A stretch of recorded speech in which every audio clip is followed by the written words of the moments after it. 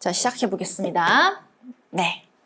반갑습니다, 여러분들. 네, 9월 기초 강의 강윤진입니다.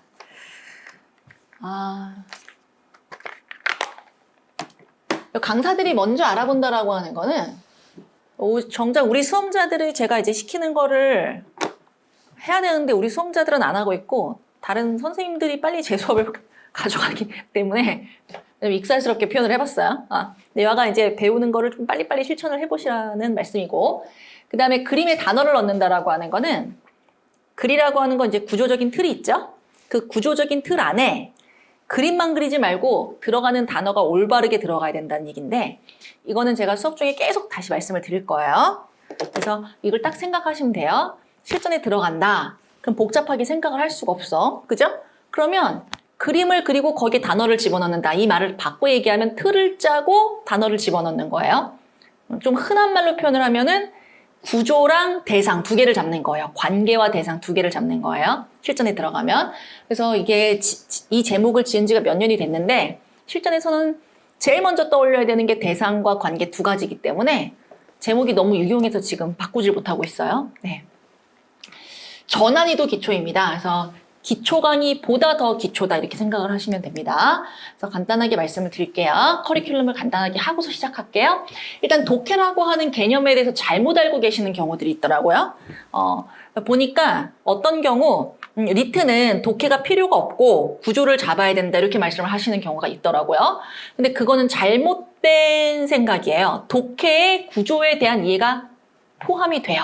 그래서 독해라고 하는 거는 내용을 파악을 하는 거잖아요. 한마디로.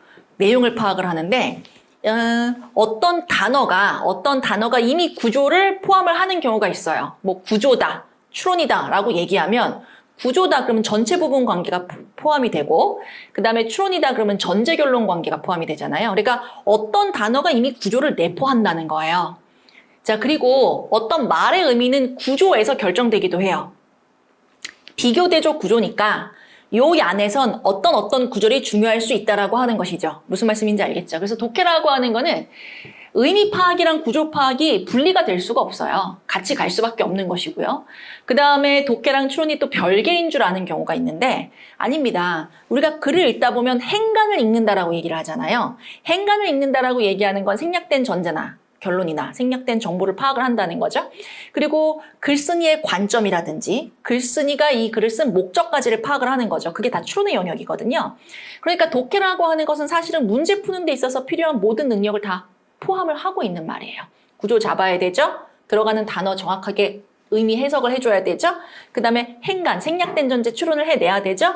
이 글을 왜 썼는지 목적이나 관점, 맥락적인 정보 파악을 해야 되죠. 그죠? 그것들이 다 출제가 되는 내용이라는 것이죠. 그래서 뭐 독해 필요가 없다라고 하는 얘기를 그냥 일반 수험자들이 그렇게 얘기하면 그럴 수 있는데 뭐 가르치는 사람이 그렇게 하는 건 좀 아닌 것 같아요. 그런 식으로 얘기하는 건요.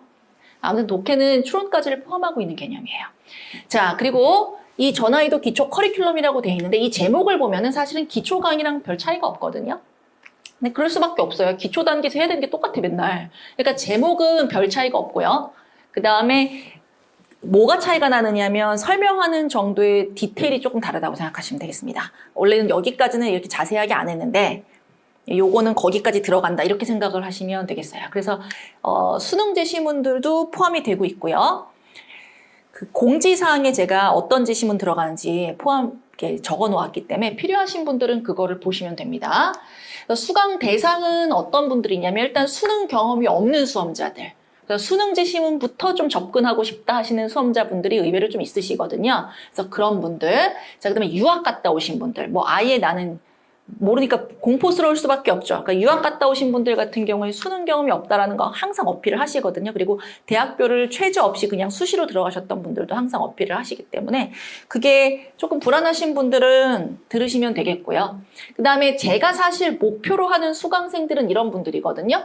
자, 공부를 내가 하긴 했어. 나름대로 자세히 분석도 해봤고 뭐 자세하다는 강의까지 내가 들어봤어.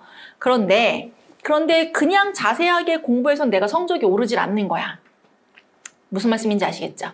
내가 찍어야 겨우 그냥 잘 봐야 평균 나오는 이런 수험자들이 있거든요. 그러면 선생님 열 몇 개 맞는 수험자들 있죠. 열 몇 개 맞는 수험자들, 평균이 안 되시는 분들. 그럼 그런 분들은 이제까지 리트 강의에서 다 실패했다는 겁니까? 라고 이제 물어보신다 그러면 그렇진 않아요. 그러니까 제가 여기까지 수업을 안 했다 하더라도 저희 수강생 분들도 13개, 10개 이렇게 시작을 해서 20개, 20 몇 개 올라가신 분들 많아요. 되게 많다 이건 아니지만 아무튼 생각보다 많다는 거지. 그런데 보통은 올라야 되거든? 그러니까 내가 이렇게 가르쳐 보면 이 정도 하면 어느 정도 점수가 나오고 이게 있어야 되는데 그게 안 되시는 경우들이 있어요. 그럼 예를 들어가지고 한 반에 이렇게 있다. 한 반에 몇 명이 있을 때 무슨 짓을 해도 한 20% 정도는 안 되는 경우가 있어요. 무슨 말씀인지 알겠죠? 무슨 짓을 해도. 내가 효과를 봤던 이런저런 방법들을 다 써도 안 되셨던 분들. 그럼 그런 분들이 어떤 문제가 있느냐면은, 우리가 이렇게 경력이 오래된 강사나 교사들이 하는 말이 있어요. 경력이 오래된 강사나 교사들은 결국 초등교육으로 간다 그러거든요. 그러니까 문제의 근원을 찾다 보면 이제 초등교육으로 가게 되는 거지.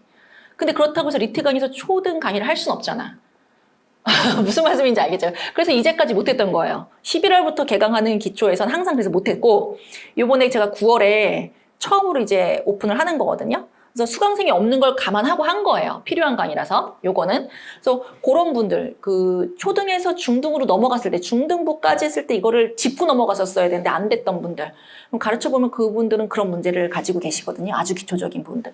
그래서 거기에 관련된 분들을 대상으로 하고 있는 거예요. 그래서 내가 이런 케이스가 있을 거예요. 예를 들어서 내가 중학교 때 분명히 국어를 그렇게 잘하진 않았어. 근데 이제 내신이니까 그때는 또 중학교는 내신이 절대평가잖아요. 뭐 어찌어찌 해가지고 뭐 A는 안 나도 한 B 정도는 맞고 이렇게 어찌어찌 졸업을 했어. 근데 고등학교 올라갔는데 성적이 안 나와. 그럼 고등학교 올라가면 그때부터 듣는 말이 똑같아. 넌 기초가 부족하다는 거야. 그럼 자기들이 잡아주면 되잖아. 근데 학원에서 내신 대비하고 수능 대비하는데 바쁘니까 그걸 해줄 수가 없어요. 그러니까 여기서 이게 지연되는 거지. 내가 잡았었어야 되는 기초가 안 잡힌 상태에서 지연되는 거예요. 그래서 이제 대학교를 가. 근데 수시가 있으니까 사실 한 4, 5등급 맞아도 갈 대학이 사실 또 찾아보면 또 많아. 국어 4, 5등급 맞아도 인서울도 맞잖아요. 그러다 보니까 이제 어떻게 해서 대학교는 또 들어갔어. 이 상황에서 내가 어릴 때 잡혔어야 되는 게 안 잡힌 상태로 계속 나이를 이렇게 쭉 먹었다는 거지. 근데 그걸 사실 누가 잡아줄 거야? 내가 학원 선생이라 그러면은 제가 뭐라 그럴 거야? 그 내가 일단은 그거를 학원 강사라고 하더라도 그걸 진단해 낼 수 있는 사람이 일단 거의 없어요. 그러니까 왜 문제인지 몰랐을 거야, 그 사람들도. 잡아주려고 해도. 그 다음에 과외를 내가 하려고 해. 그럼 과외 선생은 더 없어. 필드에서 이게 뛰는 분들보다 더 없는 거야, 과외는. 그래서 내가 진짜 좋은 선생님 만나는 건 제가 봤을 땐 그것도 인생의 복이거든. 만나기가 어렵다는 거야. 그 상태에서 어쨌든 성인이 된 거예요. 근데 내가 리트는 한번 보고는 싶어. 되든 안 되든. 이럴 수 있잖아. 무슨 말씀인지 알겠죠? 요게 시장성은 별로 없다고 생각하거든요. 리트 시장성은 별로 없다고 생각하는데, 근데 저는 이제 사교육의 목적이 공교육에서 소외된 분들을 위해서 존재하는 게 사교육이라고 생각을 하니까, 그러니까 이런 것도 안 하면은 사교육의 의미가 없는 거지, 사실은. 그래서 기획을 하게 된 거다라고 생각을 하시면 되겠습니다. 알겠죠? 그래서 강의를 고심을 할 때는 어떤 거를 고심을 했는가 하면 기초적인 단계 교정을 하기는 해야 돼.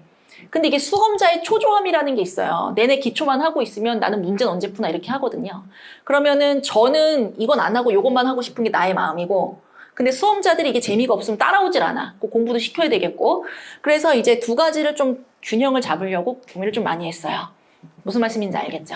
처음에는 제시문과 선택지의 관련성이라고 해서 하긴 하는데 이게 아마 간단하게 선택지와의 관련성은 언급이 될 거예요. 이거를 자세하게 하는 건 기본 강의로 가게 하면 자세하게 어차피 하게 돼. 쭉 하다 보면 나중에 하게 되고 지금 이게 급하진 않다는 거지.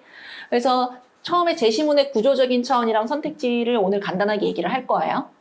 이전에 제 수업을 들었던 분들은 이미 알고 있을 거예요, 원리적으로. 근데 여기서 문장 단위의 분석까지 오늘 간다고 생각을 하시면 되겠고요. 그래서 수업을 하다가 중간중간 이렇게 언어의 전환이도 회차예요, 이게. 전환이도 회차. 전환이도 회차에 선별해가지고 몇 가지 제시문을 중간중간 보면서 기초 교정을 하면서 기출문제 옛날 것도 좀 같이 보는 두 가지 효과를 같이 노렸어요. 이렇게 해서 균형을 잡으려고 노력을 했습니다. 그래서 강의의 이 왜 이게 특정문이 특전이라고 해야 돼. 현장 계신 분들 같은 경우에 과제 첨삭을 해드리고요. 인강분들도 제가 과제 파일 하나 올려드리거든요. 그래서 그거 내시면 첨삭을 받을 수 있는 기회를 드립니다. 여기까지 되었죠? 자, 이 커리큘럼 얘기를 이렇게 보면 이게 다 문장 얘기예요.